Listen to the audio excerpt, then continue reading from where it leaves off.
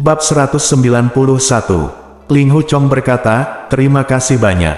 Guru dengan baik hati menunggu yang lebih muda generasi untuk mengantar ibu mertua ke tempat yang aman. Jika dia cukup beruntung untuk bertahan hidup, saya akan datang ke kuil Shaolin untuk menemui tuan dan kepala biara. Wajah Fang Seng terkejut, dan dia berkata, kamu memanggilnya ibu mertua. Pahlawan muda, dia adalah murid yang jujur dari keluarga terkenal, dan dia tidak boleh bergaul dengan roh jahat. Orang tua itu pandai membujuk saya, tetapi pemuda itu harus berpikir dua kali. Ling Hu Chong berkata, jika seorang pria berbicara, bagaimana dia bisa merusak kepercayaannya? Master Fang Seng menghela nafas, oke, orang tua itu ada di sini. Kuil Shaolin sedang menunggu pahlawan muda datang. Dia melirik ke arah 4 mayat di tanah, dan berkata, keempat kulit bau, tidak masalah apakah mereka dikuburkan atau tidak, mereka akan meninggalkan dunia ini, dan mereka akan selesai dengan itu. Berbalik, dia berjalan pergi perlahan. Duduk di tanah, Ling Hu Chong terengah-engah, seluruh tubuhnya sakit dan dia tidak bisa bergerak. Dia bertanya, nenek, apakah kamu baik-baik saja? Dia mendengar suara gemerisik di belakangnya. Nenek itu keluar dari semak-semak dan berkata, aku tidak bisa mati. Kamu pergi dengan biksu tua ini. Dia mengatakan bahwa itu dapat menyembuhkan luka dalammu. Kekuatan batin sekolah Shaolin tidak ada bandingannya di dunia. Mengapa kamu tidak pergi? Aku berkata untuk mengawal ibu mertuaku, jadi aku akan mengawalnya sampai akhir secara alami. Ibu mertua berkata, kamu terluka, mengapa kamu mengawalku? Ling Hu Chong berkata dengan nada tersenyum, kamu juga terluka, mari kita tunggu dan lihat. Ibu mertua berkata, saya adalah bidat jahat, dan kamu adalah murid dari keluarga terkenal.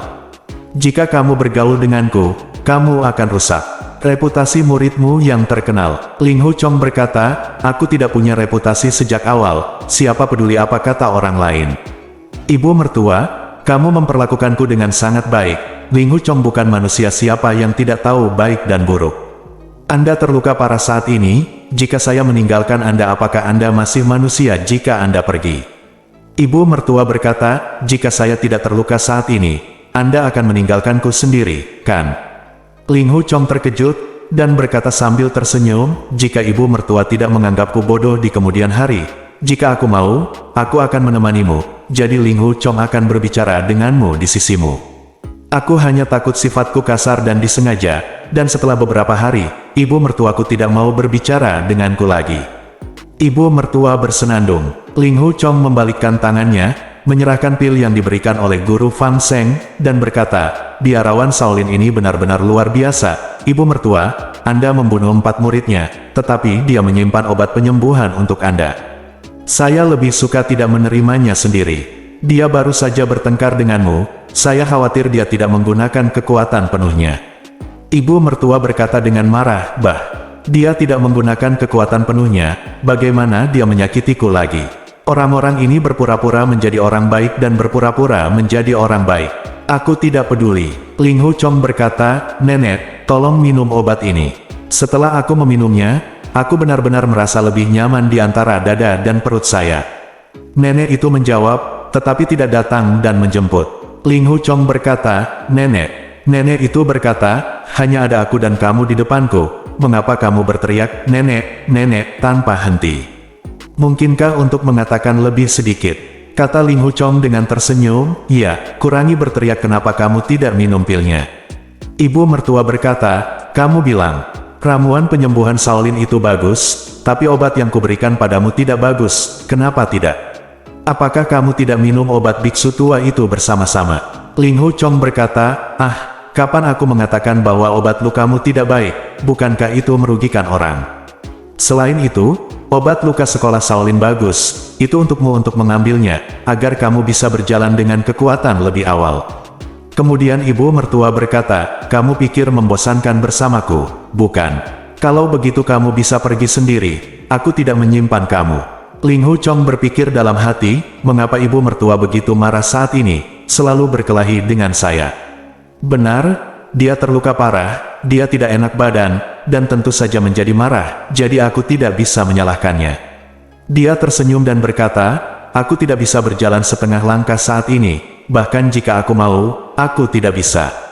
Terlebih lagi, apalagi? Haha, ibu mertua berkata dengan marah, apalagi? Haha apa? Ling Hu Chong tertawa dan berkata, haha hanya haha. Lagi pula, meskipun aku bisa pergi, aku tidak mau pergi kecuali kamu ikut saya. Ibu mertua berbicara dengan sangat hormat dan sopan, tetapi ketika dia marah dan tidak masuk akal, dia menjadi kurang ajar. Di luar dugaan, ibu mertua tidak marah, dan tiba-tiba tidak berkata apa-apa, bertanya-tanya apa yang ada di pikirannya. Ling Hu Chong berkata, nenek. Nenek itu berkata, nenek lagi.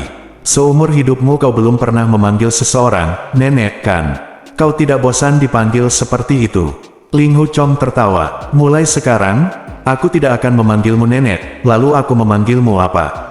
Ibu mertua terdiam, dan setelah beberapa saat, dia berkata, hanya kita berdua di sini, jadi siapa namamu? Ketika kamu membuka mulutmu, secara alami kamu berbicara denganku. Apakah kamu masih berbicara dengan yang kedua? Tidak bisakah orang berbicara? Ling Hu Chong tertawa dan berkata, kadang-kadang aku suka berbicara sendiri, jangan salah paham. Ibu mertua mendengus dan berkata, kamu tidak berbicara serius, tidak heran adik perempuanmu tidak menginginkanmu. Kata-kata ini menusuk luka di hati Ling Hu Chong, dadanya terasa sakit, dan dia tidak dapat menahan diri untuk berpikir, junior sister tidak menyukai saya tetapi menyukai junior brother Lin. Saya khawatir dia benar-benar tidak berperilaku baik untuk demi saya, sehingga dia tidak ingin menggunakannya dukungan seumur hidup. Benar, kakak Lin mengikuti aturan dan memang pria yang jujur. Dia tidak lagi seperti tuanku. Belum lagi adik perempuan juniorku, jika aku seorang wanita, saya juga akan menyukainya daripada Ling Hu Chong, anak hilang yang tidak jujur seperti saya. Oh, Ling Hu Chong, oh Ling Hu Chong, kamu minum dan main-main, dan kamu tidak mematuhi aturan pintu. Kamu benar-benar putus asa. Saya berteman dengan pemetik bunga Tian Bo Guang dan tidur di rumah bordil Heng Yang. Adik perempuan itu pasti sangat kesal. Ibu mertua berhenti berbicara ketika mendengarnya. Ditanya, apakah kata-kataku menyakitimu? Tanda tanya, kamu marah, kan? Ling Hu Chong berkata, tidak marah. Kamu benar, aku tidak berbicara serius, dan aku tidak bertindak serius. Tidak heran adik junior jika kamu tidak menyukaiku. Tuan dan nyonya juga tidak menyukai saya. Ibu mertua berkata, jangan sedih, Tuan, nyonya, dan adik bela diri junior Anda tidak menyukai Anda. Mungkinkah, apakah tidak ada orang lain di dunia ini yang menyukaimu?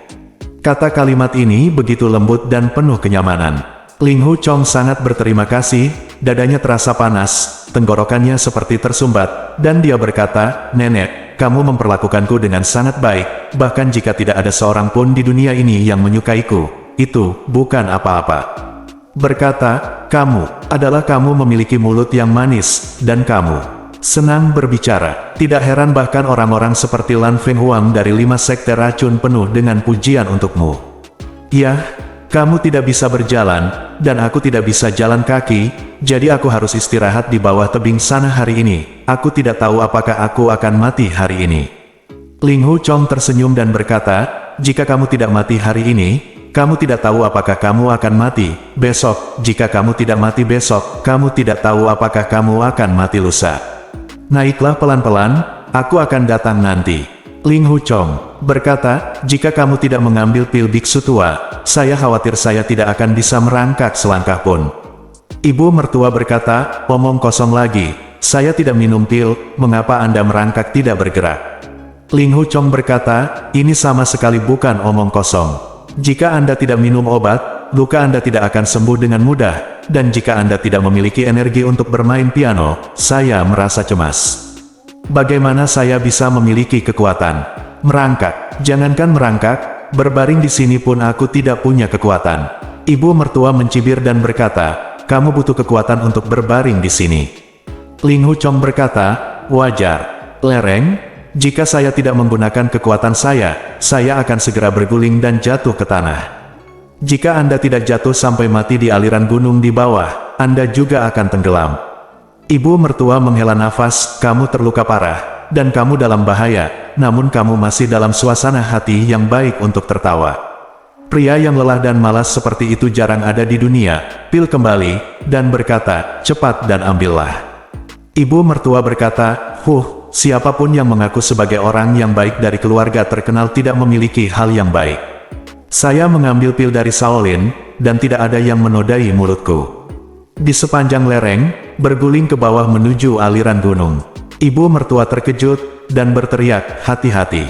Ling Hu Chong terus berguling, lerengnya tidak terlalu curam, tetapi sangat panjang. Ling Hu Chong berguling sebentar sebelum berguling ke tepi jurang, sungai, dan berhenti dengan dukungan tangan dan kakinya. Ibu mertua berteriak, hei, halo, ada apa denganmu? Wajah dan tangan Ling Hu Chong terluka oleh darah yang menetes dari batu tajam di bawah tanah, dan dia menahan rasa sakitnya dan tetap diam. Ibu mertua berteriak, oke, saya akan meminum pil biksu tua, kamu datang. Ling Hu Chong berkata, apa yang saya katakan sebelumnya tidak boleh dihitung. Ling Hu Chong kekurangan energi, suaranya tidak bisa menjangkau jauh. Ibu mertua hanya mendengar suara samar-samar, tetapi dia tidak tahu apa yang dia katakan, dan bertanya, apa yang kamu katakan? Ling Hu Chong berkata, aku, terengah-engah tanpa henti. Ibu mertua berkata, cepat naik. Tanda seru, sesulit mendaki langit, dia hanya mengambil 2 langkah. Kakinya lemas, dia terhuyung-huyung, dan dengan plop, dia benar-benar jatuh ke aliran gunung. Bab 192. Melihat dia jatuh ke aliran gunung dari tempat yang tinggi, ibu mertua panik. Dia juga berguling menuruni lereng, berguling ke samping Ling Hu Chong, dan memegang pergelangan kaki kirinya dengan tangan kirinya. Dia terengah-engah beberapa kali, mengulurkan tangan kanannya untuk meraih rompinya, dan mengangkatnya dengan basah. Ling Hu Chong telah meneguk air sungai beberapa teguk, bintang-bintang emas menari liar di depan matanya. Dia kembali tenang, dan melihat 2 pantulan di air sungai yang jernih, seorang gadis muda meraih rompinya. Setelah dia tertegun, dia tiba-tiba mendengar gadis di belakangnya mengucapkan, wow, dan memuntahkan seteguk besar darah, yang sangat panas hingga meludahi lehernya, dan pada saat yang sama, dia jatuh terlentang, seperti jika lumpuh. Ling Hu Chong merasakan tubuh lembut gadis itu, dan merasakan rambut panjangnya menyapu wajahnya, mau tidak mau dia merasa bingung. Ketika saya melihat pantulan di air, saya melihat setengah dari wajah gadis itu, matanya tertutup rapat, dan bulu matanya sangat panjang. Meskipun pantulannya tidak jelas, dia jelas sangat cantik, tetapi usianya baru 17 tahun atau lebih, 18 tahun. Dia sangat terkejut, siapa gadis ini? Mengapa gadis seperti itu tiba-tiba datang untuk menyelamatkanku? Bayangan, di air, perasaan rompi, semua memberitahunya bahwa gadis itu pingsan. Ling Hu Chong ingin berbalik sekitar, dia mengangkatnya, tetapi seluruh tubuhnya lemas, dan dia bahkan tidak memiliki kekuatan untuk mengangkat 1 jari pun. Dia tampak dalam mimpi, melihat wajah cantik di aliran jernih, seperti berada di negeri dongeng, berpikir, apakah saya sudah mati? Apakah ini sudah naik ke langit? Setelah sekian lama, hanya mendengarkan, gadis di belakangnya mengerang dan berkata, apakah kamu membuatku takut, atau kamu benar-benar tidak ingin hidup lagi? Ketika Ling Hu Chong mendengar suaranya, dia tidak bisa menahan keterkejutannya. Suaranya terdengar persis sama dengan nenek itu. Dia gemetar keheranan, dan berkata, kamu. Gadis itu berkata, apa yang kamu? Saya tidak ingin meminum pil bau biksu tua itu, tunjukkan kematianmu. Ling Hu Chong berkata, ibu mertua, jadi kamu, sangat cantik, gadis kecil. Gadis itu terkejut dan berkata, bagaimana kamu tahu? Kamu, bajingan yang tidak masuk hitungan, apakah kamu mengintip? Ketika dia melihat bayangannya yang jelas di sungai pegunungan, bersandar di punggung Ling Hu Chong, dia tidak bisa menahan rasa malunya. Dia buru-buru berjuang untuk berdiri. Sama seperti dia berdiri tegak, lututnya lemas, dan dia jatuh ke pelukannya lagi, dia akan pingsan lagi, jadi dia tidak punya pilihan selain bergerak. Ling Hu Chong merasa sangat aneh, dan berkata, mengapa kamu berpura-pura menjadi wanita tua untuk membohongiku? Berpura-pura menjadi senior, sakiti aku. Gadis itu berkata, apa yang menyakitimu? Tatapan Ling Hu Chong dan pipinya. Kurang dari 1 kaki jauhnya, aku melihat kulitnya seputih transparan, dengan sedikit rona merah, dan berkata, ibu mertuaku sangat tinggi dan ibu mertuaku sangat tinggi, sangat pendek sehingga aku memanggilmu jauh-jauh. Huff, aku tidak malu, kamu adalah aku. Gadis itu masih terlalu muda, tetapi dia ingin menjadi ibu mertua. Menjadi ibu mertua, itu akan menjadi 80 tahun lagi. Gadis itu terkekeh dan berkata, "Kapan saya mengatakan saya adalah ibu mertua? Anda yang menelepon saya sepanjang waktu. Anda terus memanggil ibu mertua, dan saya baru saja marah. Saya memberitahu Anda tidak boleh menelepon saya, tetapi Anda bersikeras menelepon, ya.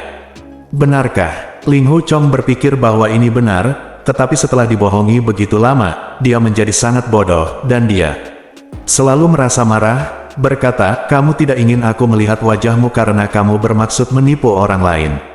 Jika aku bertemu denganmu secara langsung, apakah aku akan tetap memanggilmu ibu mertua?" Loyang berkolusi dengan lelaki tua Lu Zueng, memintanya memanggilmu bibi.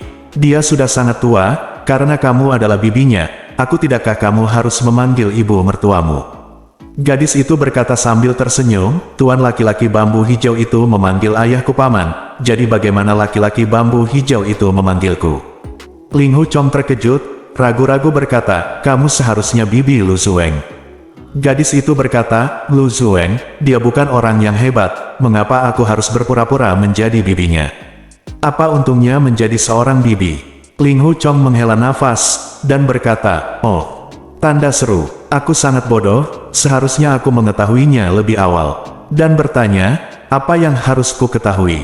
Ling Hu Chong berkata, "Suaramu sangat bagus, bagaimana mungkin ada ibu mertua berusia 80 tahun di dunia ini yang suaranya begitu jernih dan halus?" Gadis itu berkata sambil tersenyum, "Suaraku serak dan mendesis seperti burung gagak, pantaskah kau berpikir aku sudah tua?" Ling Hu Chong berkata, "Suaramu seperti burung gagak. Dunia lebih baik daripada Huang Yinger." Gadis itu tersipu ketika dia mendengar dia memuji dirinya sendiri, dan dia sangat bahagia di dalam hatinya, dan berkata sambil tersenyum, "Oke, Tuan Ling Hu, kakek Ling Hu. Kamu memanggilku begitu Nenek Jiu, aku akan meneleponmu beberapa kali juga. Kamu tidak akan dirugikan, tidakkah kamu akan marah?" Ling Hu Chong berkata sambil tersenyum, "Kamu ibu mertua, aku ayah mertua, hukum, kita berdua ayah mertua dan ibu mertua, bukan?" Dia pada dasarnya sulit diatur, berbicara tidak terhalang, dia akan mengatakan, "Bukankah mereka pasangan?" Ketika tiba-tiba gadis itu mengerutkan kening, wajahnya marah, dan dia buru-buru berhenti berbicara. Gadis itu berkata dengan marah, "Omong kosong apa yang kamu bicarakan?" Ling Hu Chong berkata, "Saya mengatakan bahwa kita berdua telah menjadi ayah mertua dan ibu mertua. Bukankah begitu? Bukankah kita semua menjadi master senior di dunia seni bela diri?" Gadis itu tahu bahwa dia sengaja mengubah kata-katanya, tetapi dia tidak nyaman untuk membantah, karena dia takut semakin dia mengatakannya, semakin buruk kedengarannya. Bersandar di lengan Ling Hu Chong, dia mencium bau nafas laki-laki yang kuat di tubuhnya, dan dia sangat terganggu. Dia ingin berjuang untuk berdiri, tetapi dia tidak memiliki kekuatan untuk mengatakan apa-apa, dan berkata dengan wajah memerah, "Hei, berikan saya dorongan." Ling Hu Chong berkata, "Mengapa mendorongmu?" Gadis itu berkata, "Seperti apa kita? Seperti ini, seperti apa kita?" Dengan suara, dia berkata dengan tajam, "Kamu berbicara omong kosong lagi, aku tidak akan membunuhmu." Ling Hu Chong membeku, mengingat bahwa dia telah memerintahkan lusinan orang besar untuk mencungkil mata mereka dan melayani sebagai tentara di Pulau Panlong di Laut Cina Timur. Aku bercanda dengannya, dan kemudian teringat, di usia yang begitu muda, dia membunuh 4 murid sekolah Shaolin dengan satu gerakan. Seni bela dirinya sangat kuat, dan tindakannya sangat kejam, sulit dipercaya bahwa dia adalah gadis lembut di depannya. Gadis itu mendengar bahwa dia diam, dan berkata, "Kamu marah lagi, bukan?" Seorang pria agung dengan pikiran yang sempit. Ling Hu Chong berkata, "Aku tidak marah. Aku takut di hatiku, dan aku takut aku akan dibunuh olehmu." Gadis itu tersenyum dan berkata, "Kamu akan bersikap baik di masa depan, siapa yang akan membunuhmu?" Ling Hu Chong menghela nafas, dan berkata, "Aku lahir dengan temperamen yang tidak bisa ditiru. Kamu tidak bisa membunuhku." Gadis itu tersenyum dan berkata, "Awalnya kamu memanggilku ibu mertua dan memperlakukanku dengan hormat, jadi kamu harus sangat patuh, dan itu akan baik-baik saja di masa depan." Ling Hu Chong menggelengkan kepalanya dan berkata, "Tidak, aku tahu kamu adalah seorang gadis kecil, jadi aku tidak bisa lagi menganggapmu sebagai ibu mertua." Gadis itu berkata, kamu.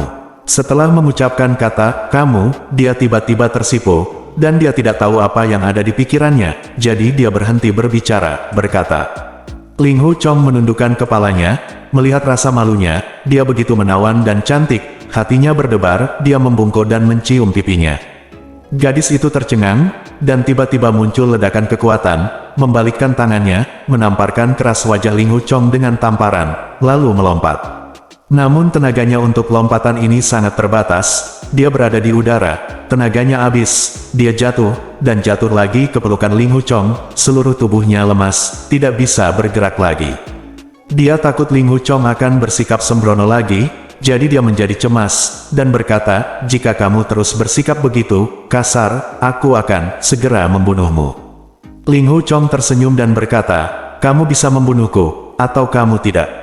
Lagi pula, hidupku tidak lama lagi. Aku hanya ingin bersikap kasar lagi. Gadis itu dengan cemas berkata, aku. Tapi di sana tidak ada yang bisa saya lakukan. Ling Hu Chong mengangkat kekuatannya, dengan lembut menopang bahunya, berguling ke samping, dan berkata sambil tersenyum, bagaimana denganmu? Setelah mengatakan itu, dia batuk lagi dan lagi, batuk darah beberapa suap. Dia emosional untuk beberapa saat, mencium gadis itu, dan menyesalinya di dalam hatinya. Setelah dia menamparnya, dia tahu apa yang seharusnya dia lakukan, meskipun dia masih keras kepala, dia tidak pernah berani memeluknya lagi. Melihat dia berguling sendirian, gadis itu cukup terkejut. Melihat dia muntah darah lagi setelah mengerahkan tenaga, dia merasa menyesal dalam hati, tetapi wajahnya lembut, dan sulit baginya untuk mengucapkan beberapa kata permintaan maaf. Jadi dia tanya lembut, kamu dadanya sakit ya? Ling Hu Chong berkata, tidak sakit di dada, tapi bagian yang lain sangat sakit. Gadis itu bertanya, di mana? Sakit, nada bicaranya sangat peduli. Ling Hu Chong membelai pipi yang baru saja ditamparnya, dan berkata, ini. Gadis itu tersenyum tipis dan berkata, jika kau ingin aku menebus kesalahan, aku akan menebus kesalahanmu. Ling Hu Chong berkata, ini salahku, ibu mertua, tolong jangan tersinggung. Gadis itu tidak bisa menahan cekikikan ketika mendengar dia menyebut dirinya, ibu mertua, lagi. Ling Hu Chong bertanya, di mana pil bau biksu tua itu? Kamu belum meminumnya, bukan? Gadis itu berkata, sudah terlambat untuk mengambilnya. Sambil menunjuk ke lereng, dia berkata, masih di atas. Setelah jeda, dia berkata, aku akan melakukan apa yang kamu inginkan. Naik dan ambil nanti dan makanlah, tidak peduli apakah itu bau atau tidak. Keduanya berbohong di lereng, dan jika mereka biasanya terbang, mereka akan berada di gunung yang berbahaya. Keduanya melirik lereng, menundukkan kepala, kamu menatapku, aku menatapmu, dan menghela nafas pada saat bersamaan. Bab 193. Gadis itu berkata, aku akan duduk diam sebentar, jangan ganggu aku. Ling Hu Chong berkata, iya. Dia bersandar di tepi sungai, menutup matanya, mencubit formula dengan ibu jari, telunjuk, jari, dan jari tengah tangan kanannya. Berdiri di sana, dia tetap tidak bergerak, berpikir dalam hati, cara duduknya juga berbeda, dia tidak duduk bersila.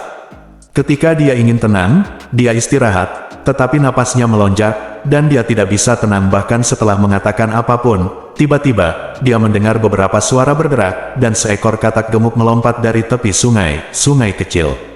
Ling Hu Chong sangat gembira, dia berpikir bahwa dia sudah sangat lapar setelah membolak-balik selama setengah hari. Makanan lezat yang dibawa ke mulutnya benar-benar tidak bisa lebih baik, jadi dia mengulurkan tangannya untuk meraih kodok itu. Tiba-tiba, tangannya sakit dan lemas, setelah digenggam, ternyata kosong. Katak itu melompat menjauh dengan bunyi klik, berteriak keras. Tampak sangat bangga, tetapi juga tampak mengejek Ling Hu Chong karena tidak berguna. Ling Hu Chong menghela napas, ada banyak katak di pinggir sungai, lalu dua lagi melompat, tapi Ling Hu Chong tetap tidak bisa menangkap mereka. Tiba-tiba sebuah tangan ramping terulur dari pinggangnya, dan dengan jepitan ringan, dia menangkap seekor katak, tetapi gadis itu dapat bergerak setelah duduk diam beberapa saat, meskipun dia masih lemah, menangkap beberapa katak itu mudah. Ling Hu Chong berkata dengan gembira, enak sekali. Mari kita makan daging kodok. Gadis itu tersenyum kecil, mengulurkan tangannya dan meraih satu kodok, dan menangkap lebih dari 20 kodok dalam sekejap. Ling Hu Chong berkata, cukup. Tolong ambil beberapa dahan mati untuk menyalakan api, dan aku akan mencuci dan mengupas kodoknya. Gadis itu pergi mengambil dahan mati sambil berkata, dan Ling Hu Chong menghunus pedangnya dan memenggal kepala katak. Gadis itu berkata, orang dahulu menggunakan pisau lembu untuk membunuh ayam, tetapi hari ini pahlawan Ling Hu membunuh katak dengan 9 pedang dugu. Ling Hu Chong tertawa keras dan berkata, pahlawan dugu memiliki roh di 9 mata air. Mengetahui hal itu ahli waris sangat tidak bermoral, saya benar-benar ingin hidup. Berbicara tentang kata, Ki, saya langsung diam, mengira dugu Ki Ubay sudah lama mati, bagaimana saya bisa menggunakan kata itu, Ki sampai mati. Gadis itu berkata, pahlawan Ling Hu. Memegang seekor katak mati di tangannya, Ling Hu Chong menggoyangkannya lagi, dan berkata, kata, pahlawan, tidak boleh disebut pahlawan. Bagaimana mungkin ada pahlawan yang membunuh katak di dunia?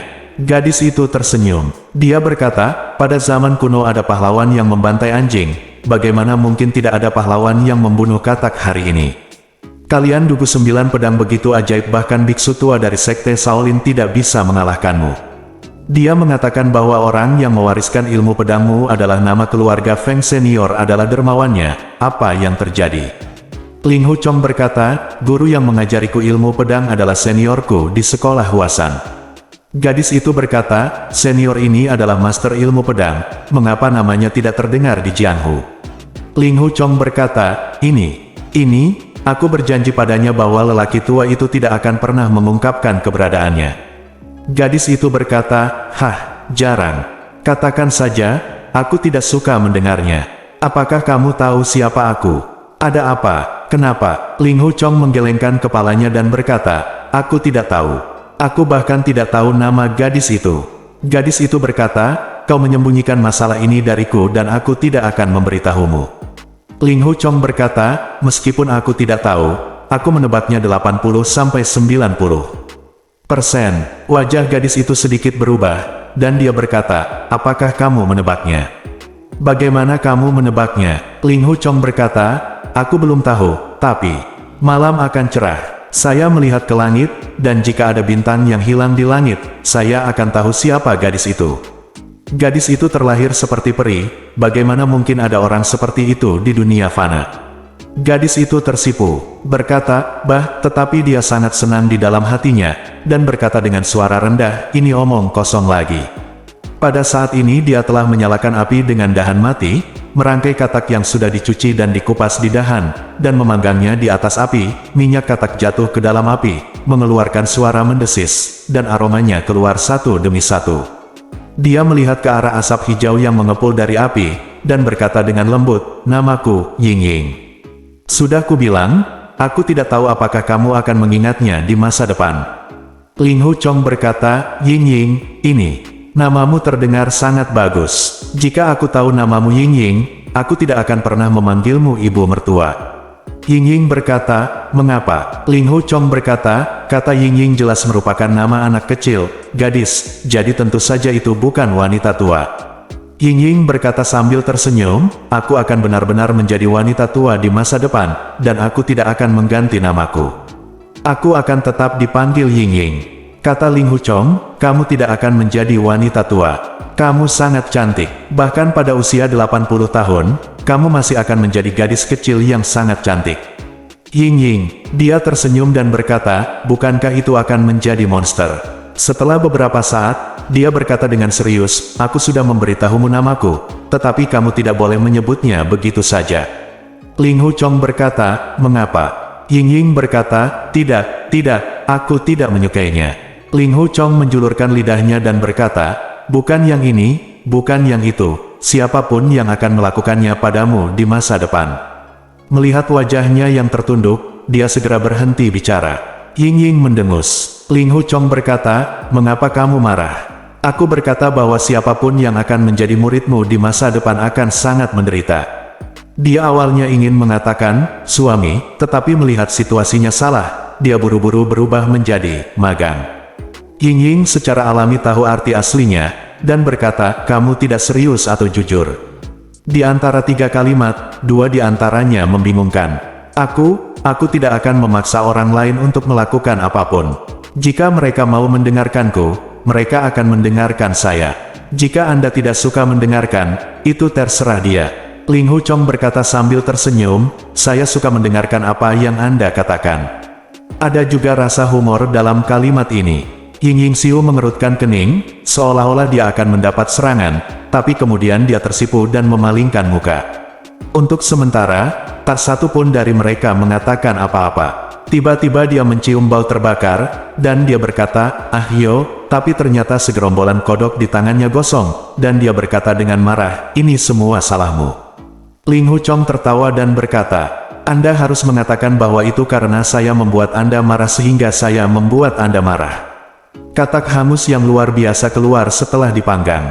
Dia mengambil katak hangus, merobek kaki, memasukkannya ke mulutnya dan mengunyahnya sebentar, dan dipuji berulang kali, "Hebat, hebat." Api seperti itu pas, manis dan manis. Tidak ada kelezatan di dunia selain kepahitan dan kepahitan. Ying Ying terkikik padanya dan mulai makan juga. Ling Huchong bergegas memakan daging kodok yang paling gosong sendirian, menyisakan bagian yang kurang gosong untuk Ling Huchong. Setelah makan katak panggang, keduanya merasa sangat mengantuk di bawah terik matahari, dan tanpa sadar memejamkan mata dan tertidur. Keduanya tidak tidur semalaman dan terluka lagi, jadi mereka tidur nyenyak kali ini. Ling Huchong tertidur, dan tiba-tiba merasa bahwa dia dan Yue Lingshan sedang berlatih pedang di air terjun, dan tiba-tiba ada orang lain, Lin Pingxi, yang mengikutinya untuk bertarung pedang dengan Lin Pingxi.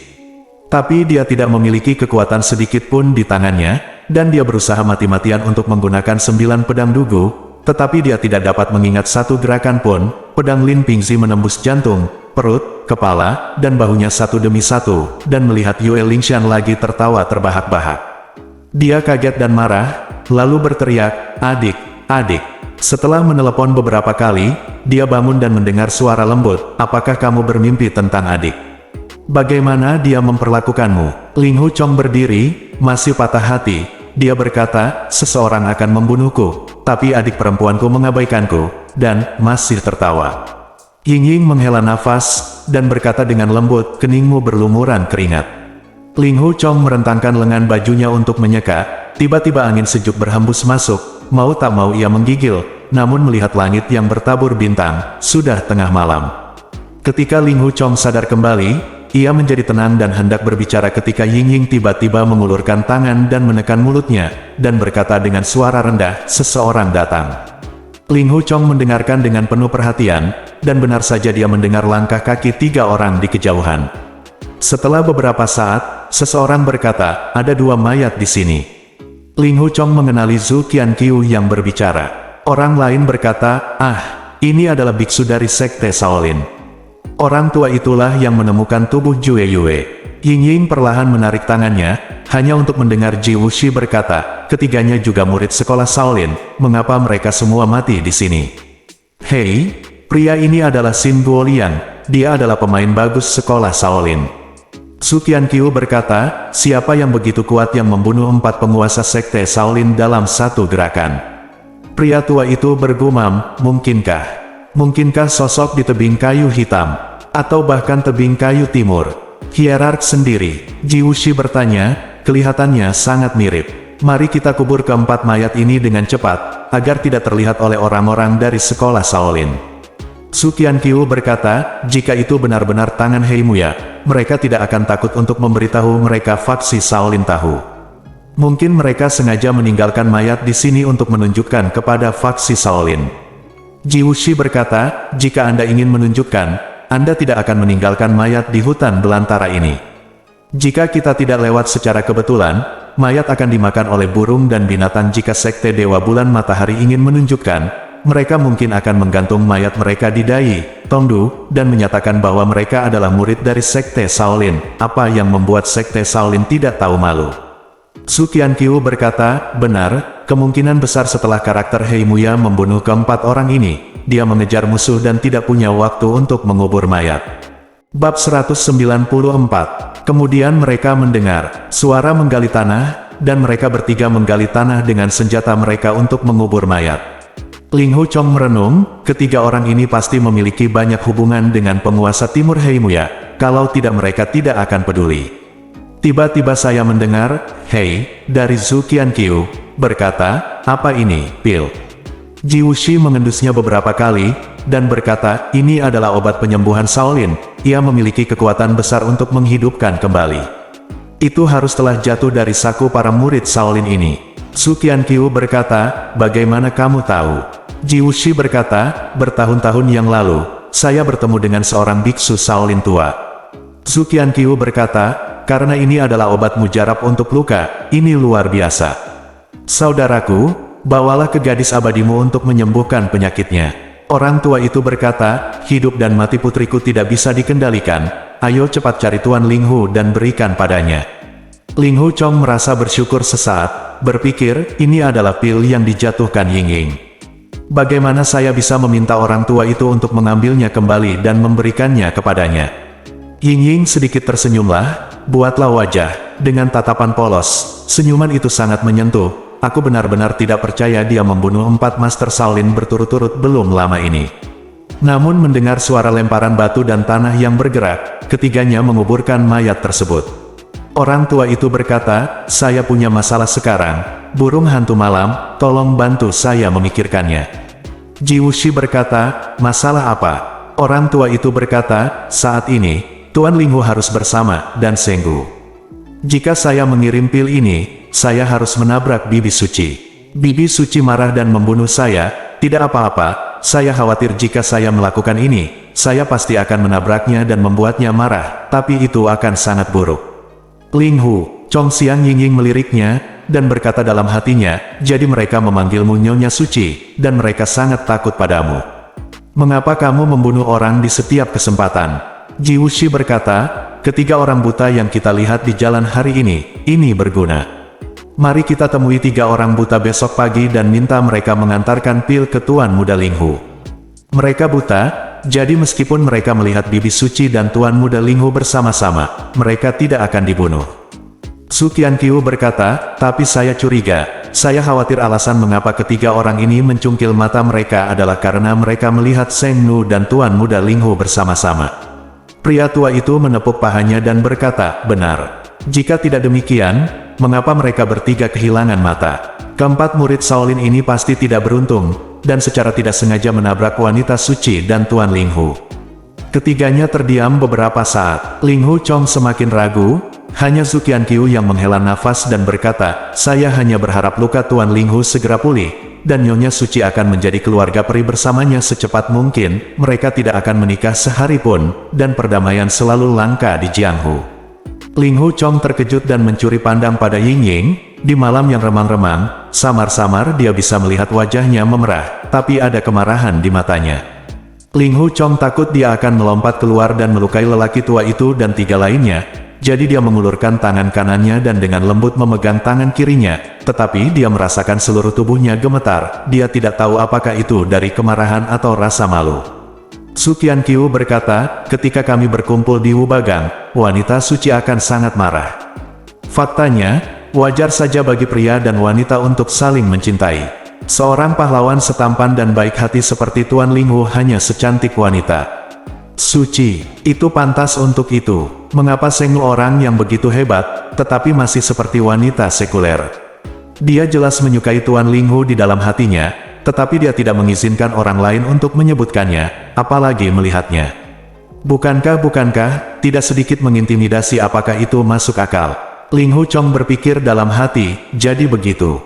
Tapi aku tidak tahu apakah pernyataan ini benar atau tidak. Tiba-tiba merasakan tangan kecil Ying Ying masuk telapak tangannya jatuh, dan ingin melepaskan telapak tangannya, jadi dia buru-buru menahannya, takut dia akan marah, dia segera membunuh Su Qianqiu dan 3 lainnya. Ji Wuxi berkata, meskipun wanita suci itu adalah sosok yang hebat di Heimuya, bahkan hierarki timur tidak pernah menentangnya, tapi bagaimanapun juga dia adalah seorang gadis muda. Ini adalah pertama kalinya seorang gadis muda di dunia menyukai seorang pria, bahkan jika dia mencintainya di dalam hatinya kamu selalu berkulit tipis. Kali ini kami menyanjung kaki kudanya. Meskipun itu niat baik, itu tetap mengganggu wanita suci. Satu-satunya alasan adalah semua orang kasar dan tidak mengerti pikiran gadis itu. Ayolah, awalnya ada puluhan gadis dan ipar perempuan di Wubagang, tetapi mereka kasar, dan mereka tidak jauh berbeda dengan laki-laki. Wubagang berkumpul bersama, dan penjilat itu marah. Kali ini buku itu menyebar keluar, konyol menghancurkan bajingan-bajingan itu di sekte yang terkenal dan baik. Orang tua itu berkata dengan lantang, Bibi Suci memiliki kebaikan kepada semua orang, dan saudara-saudara berterima kasih untuk membalas kebaikan. Saya hanya berharap bahwa aku bisa menyembuhkan luka kekasihnya. Membalas kebaikan, balas dendam, ada apa? Bajingan mana yang berani menertawakan kita? Aku akan menarik uratnya dan mengupas kulitnya. Barulah Ling Huchong mengerti, Kun Hao menyanjungnya habis-habisan karena wanita suci bernama Ying Ying ini. Tetapi Kun Hao tiba-tiba putus dengan Wu Bagang karena wanita suci itu tidak ingin orang lain menebaknya. Pemikirannya dipublikasikan di arena, jadi dia marah. Dia berubah pikiran dan berpikir lagi, Bibi Suci, sebagai seorang gadis muda, dapat membuat banyak pahlawan untuk menyenangkannya. Jadi dia adalah sosok yang menghancurkan dunia dalam agama iblis, bahkan jika dia kalah, dia tidak pernah mendurhakainya. Aku, Ling Huchong, hanyalah pion yang tidak dikenal dalam seni bela diri. Aku mengenalnya, tapi aku hanya bermain piano melalui tirai di Gang Loyang. Aku tidak bisa mengatakan bahwa aku memiliki kasih sayang sedikit pun. Mungkinkah itu, lelaki bambu hijau itu salah mengerti maksudnya dan menyebarkan desas-desus, yang membuat wanita suci itu sangat marah. Saya hanya mendengar Su Qianqiu berkata, kata-kata lelaki tua itu benar. Bibi Suci memiliki kebaikan dan kebajikan yang besar untuk kita. Selama pernikahan ini dapat dipenuhi dan hidupnya dapat dipenuhi dan bahagia, bahkan jika semua orang hancur berkeping-keping, mereka akan mati tanpa penyesalan. Di Wu Bagang hanya saja Tuan Ling Hu adalah murid kepala dari Sekte Huasan, dan Hei Muya tidak cocok satu sama lain. Saya khawatir akan ada banyak kendala di tengah pernikahan yang bahagia ini. Ji Wuxi berkata, saya punya rencana di sini. Mengapa kita tidak menangkap kepala sekolah Huasan, Yue Bukun, mengancamnya dengan kematian, dan memerintahkannya untuk memimpin pernikahan ini? Su Qianqiu dan lelaki tua itu berkata dalam serempak, burung malam memiliki rencana yang bagus. Tanpa penundaan, mari kita segera berangkat untuk menangkap Yue Bukun. Ji Wuxi berkata, hanya saja Tuan Yue adalah kepala sekte, dan dia memiliki pencapaian yang sangat tinggi dalam keterampilan internal dan ilmu pedang. Jika kita menggunakan kekerasan terhadapnya, kesulitan pertama, haruslah kemenangan, kedua, bahkan jika dia ditangkap, dia lebih baik mati daripada menyerah. Jadi apa? Orang tua itu berkata, kalau begitu kita harus menculik istrinya dan putri dan ancam dia. Su Qianqiu berkata, iya, tapi masalah ini harus dirahasiakan, jangan biarkan orang lain tahu, itu memalukan bagi faksi Huasan. Jika Tuan Ling Hu mengetahui bahwa kita telah menyinggung tuannya, dia pasti tidak senang. Mereka bertiga segera merencanakan bagaimana cara menangkap Ni Yue dan Yue Lingshan. Ying Ying tiba-tiba berkata dengan lantang, hei, kalian tiga orang pemberani, cepat pergi, jangan membuat gadis itu marah. Ling Huchong terkejut ketika mendengar dia berbicara tiba-tiba, dan meraih tangannya dengan sekuat tenaga. Ji Wuxi dan tiga lainnya bahkan lebih terkejut. Orang tua itu berkata, iya, penjahat, penjahat, penjahat. Dia berkata, penjahat 3 kali berturut-turut, terlalu panik, dan tidak bisa melanjutkan. Ji Wuxi berkata, iya, mari kita bicara omong kosong, wanita suci, jangan menganggapnya serius. Kita akan pergi ke wilayah barat besok dan tidak pernah kembali ke dataran tengah. Ling Huchong berpikir dalam hati, kali ini, itu 3 orang lagi isi pasukan. Ying Ying berdiri dan berkata, siapa yang ingin kamu pergi ke wilayah barat? Aku punya masalah, dan kalian bertiga bisa melakukannya untukku. Ji Wuxi dan 3 lainnya sangat gembira, dan mereka menjawab serempak, Bibi Suci, tolong beritahu saya, penjahat harus melakukan yang terbaik. Ying Ying berkata, saya ingin membunuh seseorang, tetapi saya tidak dapat menemukannya untuk sementara waktu. Anda meneruskan kata, teman manapun di dunia yang membunuh orang ini, saya akan sangat serius. Terima kasih. Su Qianqiu berkata, saya tidak akan pernah berani menerima hadiah. Wanita suci ingin mengambil nyawa pria ini, saudara laki-laki mengejarnya sampai ke ujung bumi, dan mereka ingin menemukannya. Saya hanya tidak tahu siapa pencuri ini, yang berani menyinggung wanita suci. Ying Ying berkata, hanya karena kalian bertiga tidak memiliki lebar mata dan telinga, Anda harus segera menyebarkan berita. Ketiganya berkata serempak, iya. Ying Ying berkata, kamu pergi. Su Qianqiu berkata, ya bolehkah saya bertanya kepada Bibi Suci yang merupakan penjahat pemberani yang ingin membunuh? Ying Ying mendengus dan berkata, nama belakang orang ini adalah Ling Hu, dan namanya Chong. Dia adalah murid sekolah Huasan. Begitu dia mengatakan ini, Ling Hu Chong, Ji Wuxi, Zhu Qianqiu dan orang tua semua terkejut. Tidak ada yang mengatakan apapun. Bab 195.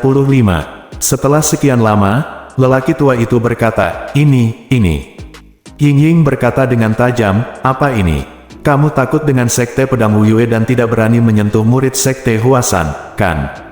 Ji Wuxi berkata, di sini jangankan sekte 5 pedang suci, bahkan Kaisar Giok dan Lao Su Yan Luo akan berani menyinggung pekerjaan bibi suci.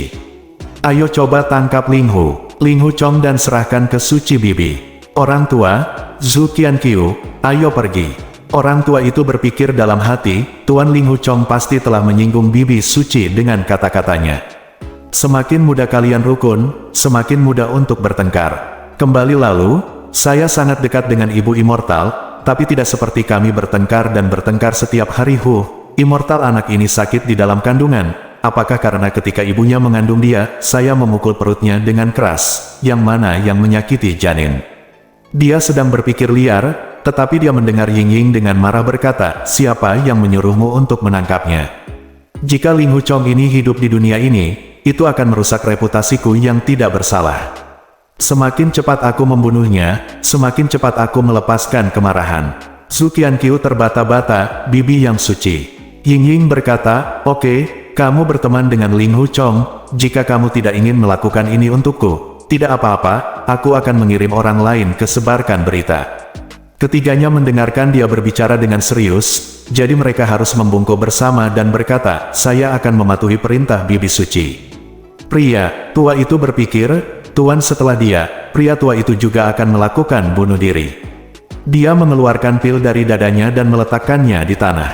Ketiganya berbalik dan pergi, secara bertahap berjalan pergi. Ling Hu Chong menatap Ying Ying, melihatnya menundukkan kepalanya sambil berpikir, untuk melindungi reputasinya, dia ingin mengambil nyawaku, jadi apa yang begitu sulit?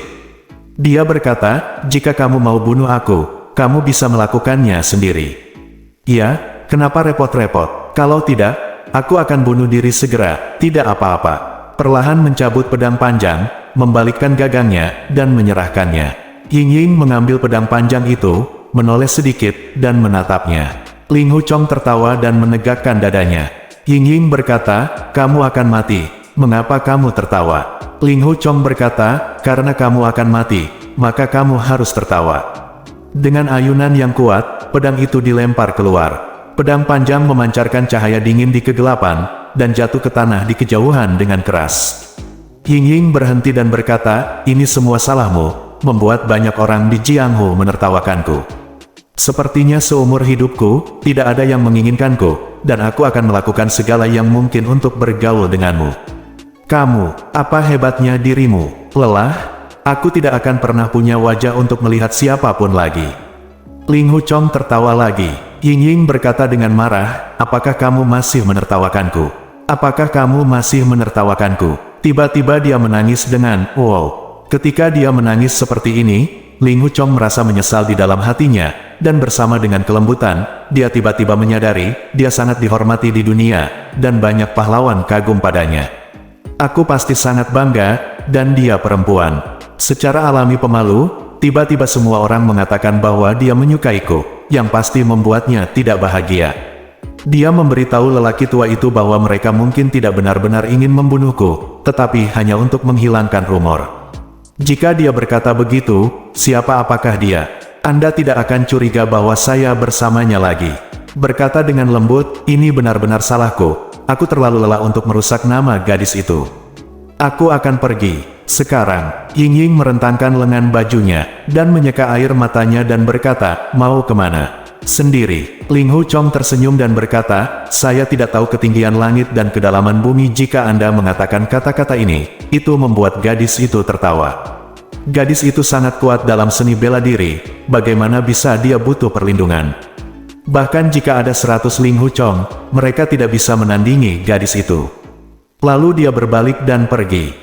Ying Ying berkata dengan cemas, kamu tidak bisa pergi. Ling Hu Chong berkata, mengapa? Ying Ying berkata, Zhu Qianqiu dan yang lainnya telah menyebarkan berita, dan dalam beberapa hari, semua orang di Jianghu akan tahu bahwa setiap orang akan membunuh Anda pada saat itu, duri seperti itu di setiap langkah, belum lagi Anda terluka parah, bahkan jika Anda utuh, Anda tidak akan lolos dari bencana bunuh diri. Ling Hu Chong tersenyum ringan, dan berkata, tidak buruk untuk Ling Hu Chong mati di bawah kata-kata gadis itu. Mengambil pedang panjang dan memasukkannya ke sarungnya, dia pikir dia tidak berdaya untuk berjalan menaiki lereng, jadi dia berjalan di sepanjang aliran gunung. Melihat dia semakin jauh, Ying Ying menyusulnya dan berteriak, "Hei, jangan pergi." Ling Hu Chong berkata, Ling Hu Chong bersama gadis itu, lebih baik pergi sendiri jika kamu lelah.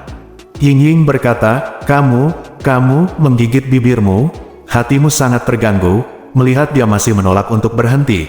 Kamu berlari beberapa langkah lebih dekat, dan berkata, Ling Hu Chong, kamu harus memaksaku untuk mengatakannya sendiri, jadi aku senang, bukan? Ling Hu Chong bertanya-tanya, apa? Aku tidak mengerti. Ying Ying menggigit bibirnya lagi, dan berkata, namaku Zuqian Qiu dan mereka mengatakan bahwa mereka menginginkanmu, kamu untuk berada di sisiku selamanya, dan tidak pernah meninggalkanku. Setelah mengatakan ini, tubuhnya bergetar dan dia tidak bisa berdiri dengan mantap. Ling Hu Chong sangat terkejut dan berkata, kamu ingin aku menemanimu. Ying Ying berkata, itu benar. Setelah Zuqian Qiu dan yang lainnya menyebarkan berita, kamu hanya bisa menyelamatkan hidupmu jika kamu tetap bersamaku. Aku tidak menyangka kamu, anak yang putus asa, tidak takut sama sekali. Bukankah itu yang malah menyakitimu? Petik 2. Ling Hu Chong bersyukur dalam hati sambil berpikir, ternyata kau memang baik padaku, tapi kau menolak untuk mengakui pria-pria itu. Berbalik badan dan berjalan di depannya, dia mengulurkan tangannya untuk memegang tangannya, merasa telapak tangannya berkeringat dingin, dia berbisik, mengapa kamu melakukan ini? Ying Ying berkata, aku takut. Kata Ling Hu Chong, apa yang kamu takutkan? Ying Ying berkata, aku khawatir kamu bocah bodoh tidak akan mendengarkanku, serius. Pergi ke sungai dan danau untuk mengambil risiko, aku khawatir aku tidak akan bertahan besok, dan aku akan mati di tangan bajingan-bajingan tak berguna itu. Ling Hu Chong menghela nafas, orang-orang itu adalah orang-orang berdarah, dan mereka memperlakukanmu dengan sangat baik, mengapa kamu memperlakukan mereka seperti ini? Menjijikkan. Ying Ying berkata, mereka menertawakanku di belakangku dan ingin membunuhmu, bukankah mereka orang-orang yang sangat bau? Ling Hu Chong tidak dapat menahan tawanya, dan berkata, kamu menyuruh mereka untuk membunuhku, bagaimana kamu bisa menyalahkan mereka? Pada Anda di belakang Anda, ketika Anda mendengarkan Ji Wuxi, lelaki tua itu, dan Zuqian Qiu ketika mereka berbicara tentang Anda, seberapa hormat mereka?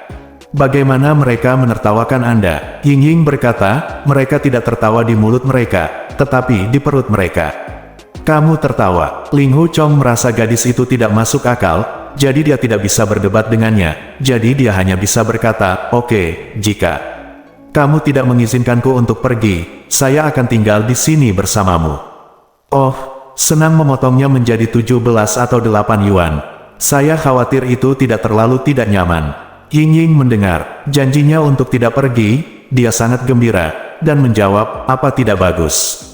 Ini benar-benar tidak nyaman. Ketika dia mengatakan ini, dia memalingkan wajahnya ke samping. Di bawah senja bintang dan bulan, wajah seputih salju tampak memancarkan cahaya lembut. Hati Ling Hu Chong tergerak, gadis ini sebenarnya jauh lebih cantik dari adik perempuanku, dan dia memperlakukanku dengan sangat baik, tapi, kenapa aku masih merasa benar di hatiku? Adik perempuan junior masih merindukanmu. Ying Ying tidak tahu bahwa dia sedang memikirkan Yue Lingshan, dan berkata, di mana kin yang kuberikan padamu? Bukan, Ling Hu Chong berkata, ya, tidak ada uang dalam perjalanan, jadi saya akan membawa kin ke Dian, saya akan menagihnya di toko. Sambil berkata, dia melepas ransel, membukanya, dan mengeluarkan piano pendek. Ying Ying melihat bahwa dia membungkusnya dengan erat, yang menunjukkan bahwa dia sangat mementingkan apa yang dia berikan, dan dia sangat senang, dan berkata, berapa banyak kebohongan yang harus kamu katakan setiap hari agar merasa nyaman. Dia mengambil piano, memainkannya dengan ringan, lalu memainkan lagu, Pure Heart and Universal Goodness Mantra, datang, dan bertanya, apakah kamu sudah mempelajarinya? Ling Hu Chong berkata, jauh sekali. Mendengarkan suara piano yang anggun di bawah jarinya, itu sangat menyenangkan. Setelah mendengarkannya sebentar, saya merasa bahwa suara pianonya sangat berbeda dengan yang biasa dia mainkan di Luzulen kota Loyang. Ternyata banyak sekali perubahan dalam hati yang murni dan kebaikan universal ini. Mantra. Tiba-tiba, terdengar suara dentang, dan senar terpendek putus. Ying-Ying mengerutkan kening, dan terus bermain, dan setelah beberapa saat, putus lagi, senar. Ling Hu Chong mendengar bahwa musik Qin memiliki rasa lekas marah, yang sangat berbeda dengan maksud Qin dari mantra hati yang murni dan kebaikan semesta. Saat dia terkejut, tali Qin putus dan satu lagi putus. Ying-Ying terkejut, mendorong Yao Qin pergi, dan berkata dengan marah, "Kamu hanya membuat masalah ketika kamu duduk di sebelahnya, bagaimana kamu bisa memainkan Qin ini?" Ling Hu Chong berpikir dalam hati, "Saya duduk. Diam? Kapan saya membuat masalah?" Kemudian dia mengerti, "Kamu sendiri gelisah, jadi salahkan aku." Tapi dia tidak berdebat dengannya, dia berbaring di rumput dan menutup matanya untuk beristirahat, dan tanpa sadar tertidur ketika dia lelah. Ketika saya bangun keesokan harinya, saya melihat Ying-Ying sedang duduk di tepi sungai mencuci wajahnya, dan setelah mencuci muka, dia menyisir rambutnya dengan sisir, lengannya seputih batu giok, dan rambutnya yang panjang di atas kepala tanah. Ying-Ying menoleh dan melihatnya menatap kosong ke arahnya, tersipu, dan berkata sambil tersenyum, "Hantu mengantuk, aku baru bangun jam segini." Ling Hu Chong juga sedikit malu, dan berkata dengan malu-malu, "Aku pergi tangkap kodok lagi, dan lihat apakah ada." "Aku tidak punya kekuatan," Ying-Ying berkata, "berbaring dan istirahatlah sebentar, aku akan menangkapnya." Ling Hu Chong berjuang untuk berdiri, tetapi tangannya dan kakinya sakit dan lemah, dan dengan sedikit usaha, dadanya dipenuhi dengan ki dan darah, dan hatinya sangat gelisah. Kematian adalah kematian. "Hiduplah selama kamu mau, jadi kamu tidak bisa mati. Kamu bisa, aku tidak hidup tanpa seseorang, belum lagi orang melihatnya sebagai beban, dan aku benar-benar lelah." Melihat wajahnya yang tidak bahagia, Ying-Ying menghiburnya, "Cedera internalmu mungkin tidak terlalu parah. Sangat terpencil di sini, tidak ada yang kiri dan kanan. Perlahan pulih, mengapa harus tidak sabar? Bersambung."